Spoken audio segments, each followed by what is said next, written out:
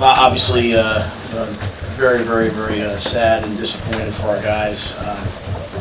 What a great group of young men, and I can't tell you how much I wanted that game for them. Them to walk off the field winners. For them to walk off the field, especially to lose in that fashion, I would wish that on anybody. But what I will say is, I know sometimes, whatever. They are winners. Just very grateful for that senior class. As I said, they stood in the gap. Everyone might not be able to see it. I truly believe they built something really, really special. And I just hate the way it ended. So credit to Iowa. They're a really good football team. They play a certain way. We obviously had our chances down the stretch, and just weren't able to make it happen. So things that have affected us all year affected us. And we lost the football game, obviously. So with that, we'll just see what questions you guys have. From your vantage point, what happened on that game? I wouldn't be able to say. Yeah, I mean, that's, there was obviously no timeouts left. We were trying to take a shot over the top of Jalen again. Kind of like a 3-level flood there. They blitzed. They blitzed all three of those downs there. Look how we picked it up. So I would assume that's the third. I thought Thomas, that's the lowest part. So must not have seen the defender. So, but I'd have to see the tape to know what exactly happened. But with 23 seconds, we were trying to push the ball down the field. I had a deep over route there with an in-cutting behind it, and chasing it this way, hoping to hit the ball, throwing past the sticks, and clock it. Maybe take one more chance at a long field. The timeout you had to burn right before that, is that on you guys as coaching staff, or is it on Chubba, or who? Yeah, we'll just put it on us. I think, some young guys got in there. Billy went down. Billy was trying to come back. Some guys just got in there and just got a little confused about where to line up. So, anything like that, to me, it falls on me. But that was, just a play call. And, again, guys were they were down to, when Billy goes down, you're down to really 4 wideouts that play for us. And just guys trying to play different positions just got a little confused. What happened on a timeout where Alana was actually going out for a 60-yard field goal, and then was that just confusion? You guys had a punt there? No, he just didn't run out. Yeah. The punter didn't run out. Yeah. So you were going to try a 60-yarder? I had a fake call. Yeah, so I had a fake call. He didn't run out at that point. I just said, you know what? Sometimes I'm going to go with karma. Like, maybe this isn't the time to do it. Let's pin him down. Bushini did a great job going down the one. So, we yelled field goal. The guys are all supposed to run out. He must not have heard it. But, yeah, we were going I feel like after that obviously didn't go well, but then you pin him at the 1. Momentum kind of is turning in your favor. Field position is. Do you feel like at that point maybe it was your day in one of these kind of games? Well, I said to you guys, I thought the game was going to be like this, right? Like, pretty consistent. Iowa's games were all like this, right? Like, we're going to play the field position game. You go back to the first half, right? Like, the ball's kind of bouncing back and forth, playing field position. We're trying to be smart. It was like 4th and 3. I punt the ball down, make them have to drive length of the field. They punt the ball. We get a penalty, right? We get a late hit out of bounds, which then flips the field for them. We have a missed assignment. They score. We have a turnover. Our guys do a great job of fighting for the turnover. So yeah, I thought they're a really great defense. They're not number 3 scoring defense in the nation for a reason. So they're going to be hard to score against. But we were finally able to pin them down and just kind of play that game back and forth, even to Tommy's interception, right? So unfortunately, we got the holding call on Tommy's interception, or else that really changes things. But we turned the ball over too many times yet again, and even the drive before, Chubb was running and we thought he was going to get the first down on the drive that Sean was asking about, and he fumbles the football just kind of running. So in a year where you go back and look at, you're 5-7, you have 5 losses by, you guys can do the math, I'm sure, but like basically, the overtime games like by a point in my mind, so you have a bunch of like 3-point losses, 1-point losses. You can't turn the ball over as many times as we did, and secure the ball the way we did. So we have a lot to continue to work on. But yeah, I thought we had a chance there at the end. Is there any other common threads? You lost a 3-3 overtime 3. Any other common threads that you can think of at this moment that you feel like you can kind of fix in the offseason? It'll all be fixed, yeah. I mean, it'll all will improve, you know.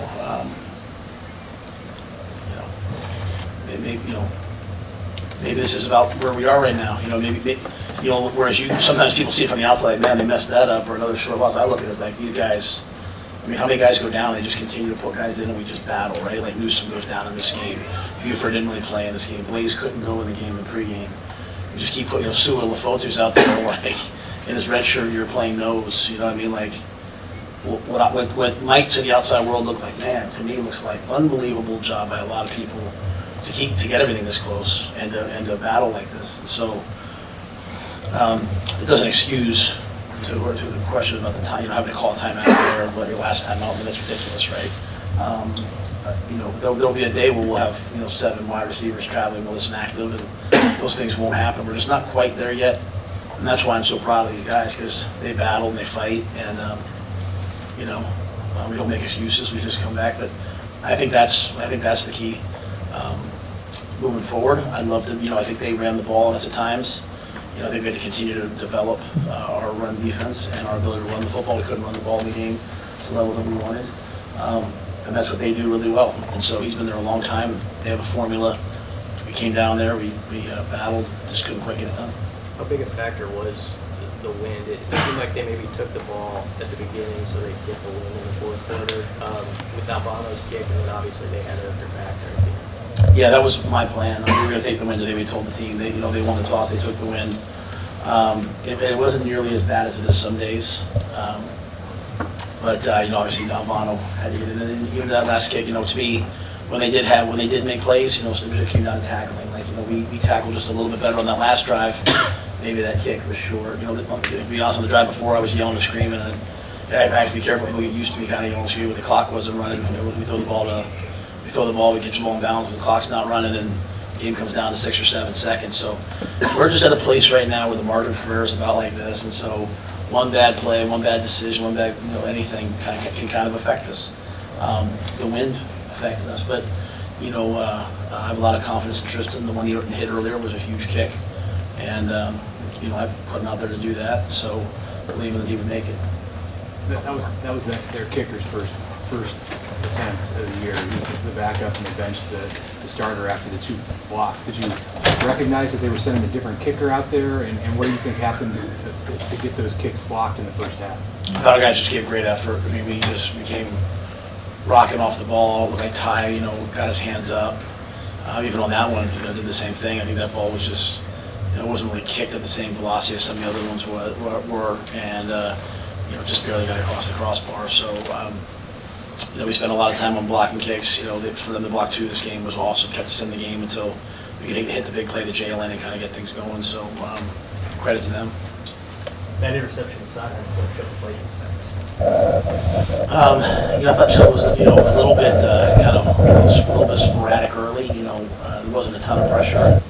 Just kind of told him to settle down and keep playing, play the plays. I thought he started to do that. That was a cold, windy day, and I thought he handled those things well.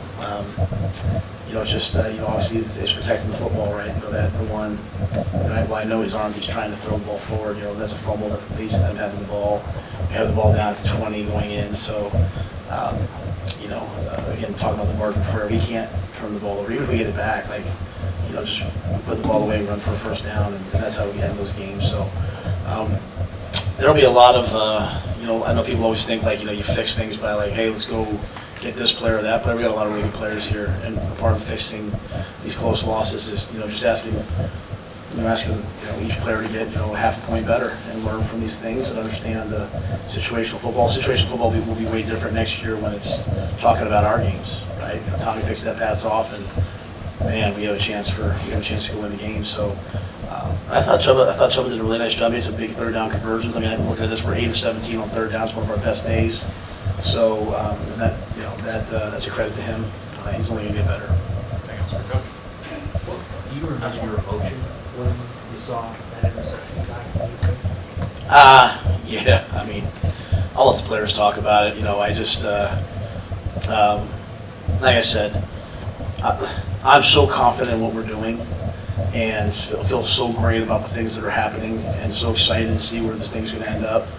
I just feel crushed for those guys. And as I told them, sometimes the first people to do things don't get to see the results. The first people to storm the beach at Normandy, the first explorers, like you don't always get to see the end result, but I really can't say enough about these guys. I remember I can sit back to sitting there with Luke Reimer, Nick Heinrich just sitting there saying like, yeah, Nick Heinrich saying like, what, should we come back? What's it going to be like, Coach? Will you give us a chance? You have this reputation of playing young players, and so I told them like just for Julie and me, Vivian, Leon, and Brian, what an amazing year of just getting to know these guys, and so I felt crushed for them. But at the same time, expecting us to stop them. I'm thinking, hey, they can't make a 35-yarder. We'll block it all the way to the very end. See them block it, and that's 3 walk-off field goals. To lose the year. That's tough. But they'll wake up tomorrow. We'll come in on Monday. We'll start working. We'll help the seniors as they move on to the next phase of their life, and we'll get back to work. Too often people complain and whine and talk and all those things. We're going to work, and I think we got the young players to do it. So we'll be back. What was your experience first time in this rivalry, this series against Iowa that's going to continue as the Big Ten expands on Black Friday? There was, a fair amount of chippiness out there on the field after the game. What was your advantage for? Yeah, there's a lot of chippiness in college football after games now, way more than there used to be. Sometimes it's coaches running over and yelling at your bench. I thought the Iowa guys were, got a lot of guys came up to me and shook my hand. I thought they were great. I know how much our guys wanted to win. Obviously, we wanted to win. Coach Ferentz is as classy as they come. So, I thought it was a great college football game. It's a great college football game if you like defense, but I thought it was a great college football game, and you could definitely feel the intensity of it, and so,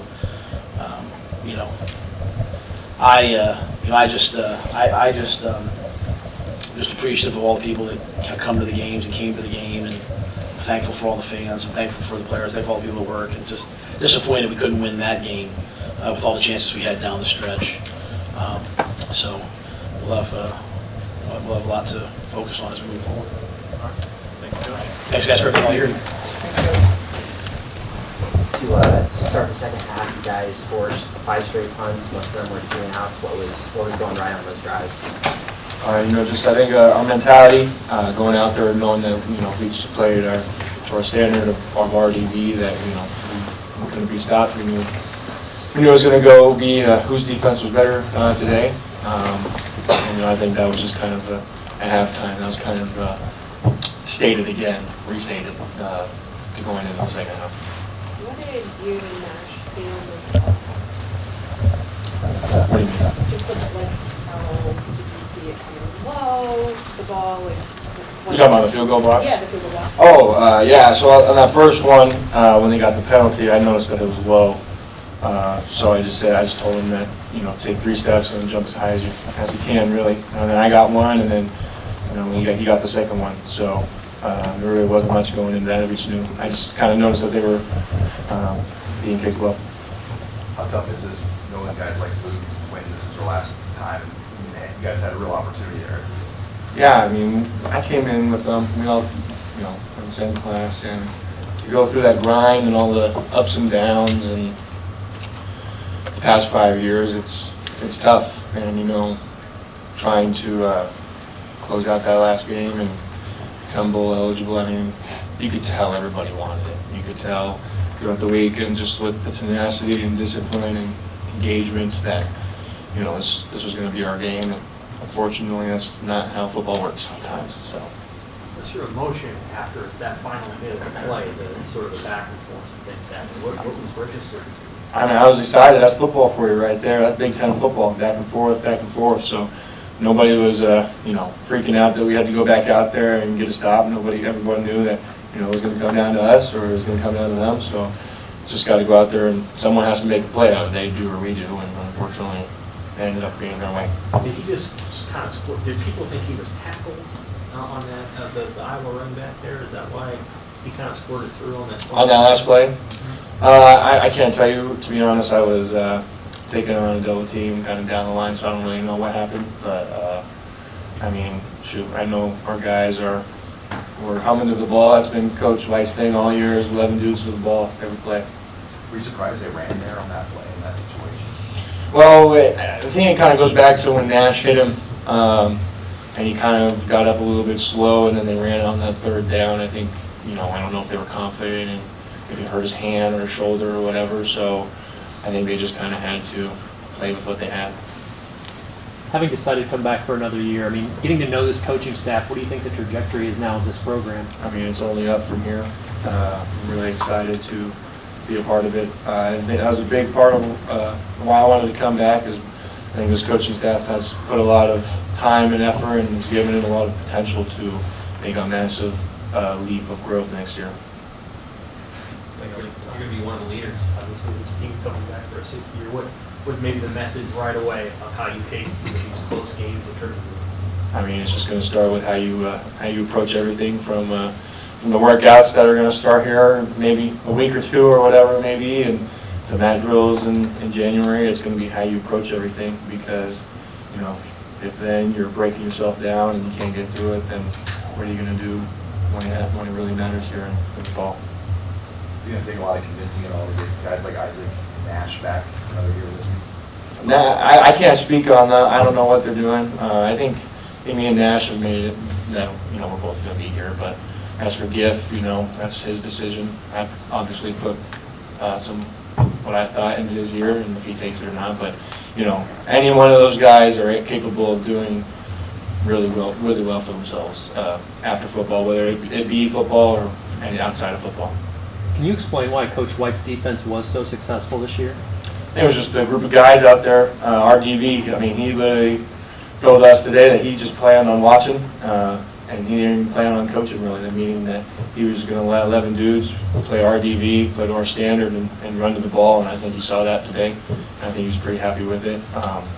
And I just think how we played, he really discredited how we played for his defense.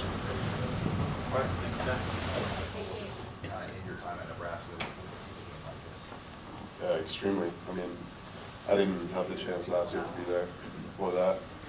I personally never got to beat Iowa, but I know this program is in really, really good hands, and I know that the next few classes are all going to destroy everybody in front of them. So.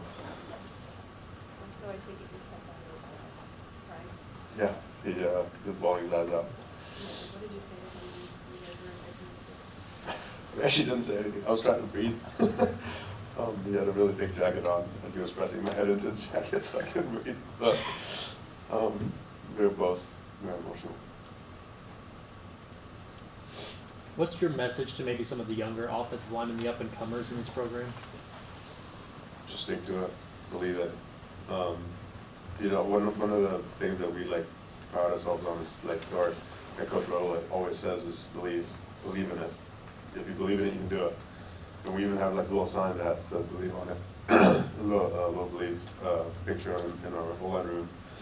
And throughout the game, you see those specs of when you're really thinking about it and really doing it, and it works, then it works. You get the big runs, you get the big pass plays, you get the big opportunities.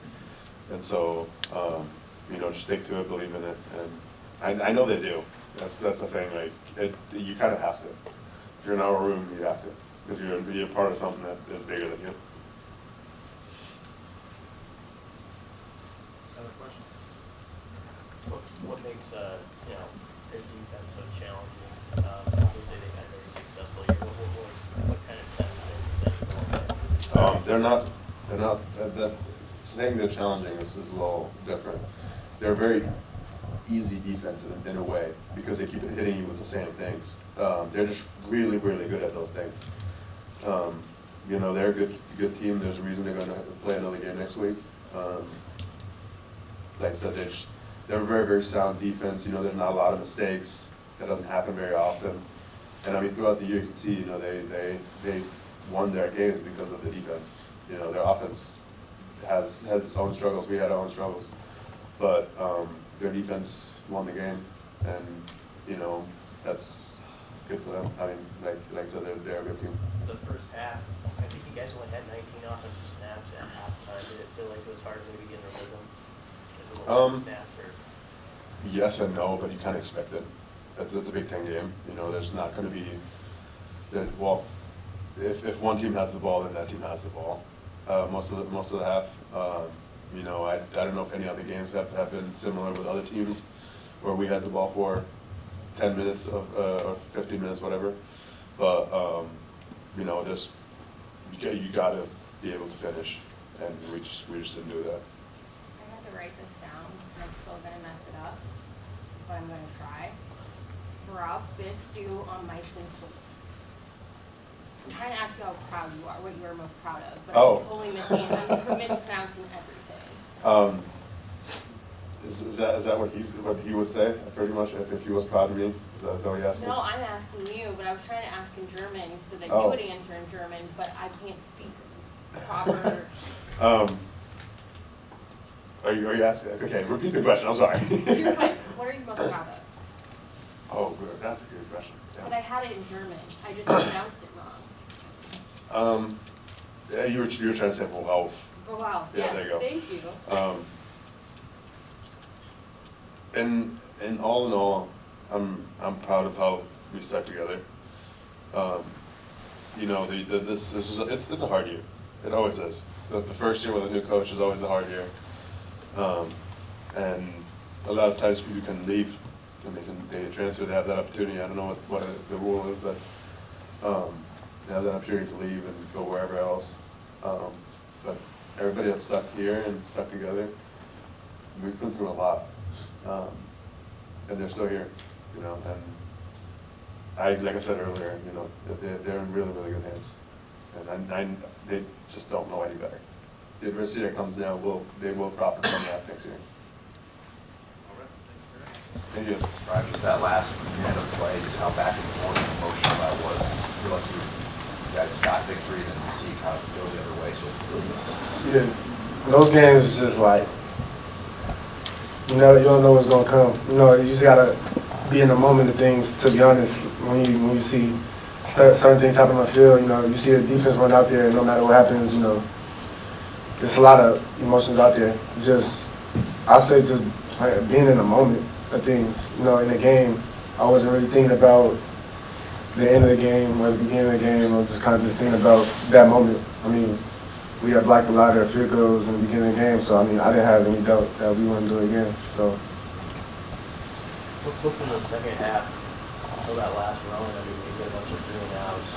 What was the difference? Because I think they had 200 yards at halftime and like 50-something like the second half. Just, I mean, obviously, when you see a team doing things, you gotta adjust to them, like during the game. So I mean, I say when we was at halftime, we seen what was going on, we adjusted, we seen what they're doing with their tight ends. So we're just kind of adjusting at halftime, talking to each other. You know, it's really just communicating with the whole defense. But I say specifically with the secondary. I know you wish you had a bowl game as a senior, but what do you think the ground or foundation you leave this program with, or what do you think you're leaving behind that they go into next year with? Yeah, man, I wanna say it's all Coach Rule. I mean, it is us, but man, just the type of person he is, just the type of man he is, the type of coach he is. Just, I'm excited to see what Nebraska's gonna be like. Like ever since as long as he's here, I can't wait to see him. Just even the younger guys and how everything's going. You know, when we had that new coaching staff, a lot of the seniors had to make certain decisions just for their self. And some of the guys left, some guys went, but I mean, we just bought in. We bought into what he said. We bought into what he was saying to us, and and I think just it helped with a lot of people, not just on the field, just also like off the field. Just the type of person he has on staff, the type of person he is, they just care for you. And so I can't wait to see what Nebraska's gonna be like, because it's just the start, you know. I know it just ended, but how do you view this season? How do you look at it, how it went for you personally? Yeah, obviously it sucks to lose, you know, I'm a senior in my last game, but I want to see it as a positive. Like, I had fun all season. Like, despite of the losses, I mean, obviously losses not fun, but I had fun all year. I had fun every day at practice. I had fun in meetings. I had fun just being around these guys, bro. Like, these guys just great men to be around. I'm happy to have them. Like, I'm happy to have them going on in life and just know them. So I think it's just, yeah, I love them. And what do you think this game is good for the rule? Since you're excited, why are you so excited? Man, I say I'm excited because just his first year coming in, as a first year coach, it's kind of sometimes hard for players to buy in, especially the player that's already been here. So the reason why I say I'm excited is just because you see everybody's bought in now. You see everybody's bought in now. He set up the game like, let's go, y'all. Let's go. Like, we getting ready. We getting ready on Monday for that season. And I ain't gonna be here, but I know it's gonna be something serious with them. I know it's gonna be hard, but shoot, football, that's how football is. So I'm excited because I can't wait to see the offense and the defense next year. Special teams, we got great coaches. So I love to see all our players on there. Omar, real quick, Sean Jackson, this is 93.7 The Ticket. You defensive backs, you always have your mouthpiece handy. And you doubled down with 2 today. So I want to know, what is the deal with the mouthpiece? You guys in a secret club?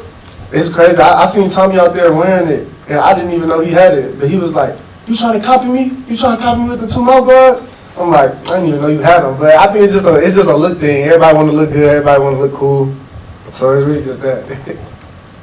You talked about your optimism for next season, even though you won't be here. Is it at all bittersweet to you that you won't get a chance to get back on the field with Nebraska next season? But any optimism? Yeah, I mean, it's definitely gonna hurt because Coach Real said like college, it's like the only time you really be a part of a real team. You know, obviously the next level or any level, it's a lot of bouncing around. You meet people that just got on the team that week, so. Just like being on a real team. Like I love the team. I love being on this team. I love all the adversity we went through. Me arguing with the coaches, them getting on the same page with us, just building that bond with them. No matter what, I love them. So. What's that for you personally?